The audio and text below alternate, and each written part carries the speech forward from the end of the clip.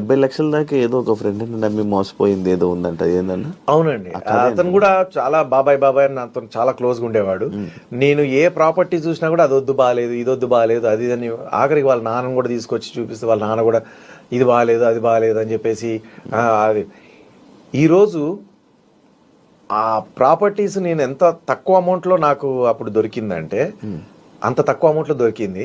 దాన్ని వద్దని చెప్పేసి వదిలేపించి అన్ని అట్లనే వదిలేపిస్తే ఈరోజు అవి ఒక్కొక్కటి 50 కోట్లు 100 కోట్లు అట్లాంటి ప్రాపర్టీస్ అవి. ఈవెన్ మణికొండలోనే 2 acres 11 lakhsకే ఇస్తామన్నారు. మణికొండలో 2 acres 11 lakhsకి ఇస్తామన్నారు.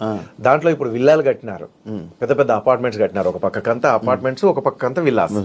అందులో ఒక 20 విల్లాలు వచ్చినా కూడా నా వంతుకి ఆ 2 acresకి 20 విల్లాలు వచ్చినా కూడా ఒక్కొక్క విల్లా 15 కోట్లు.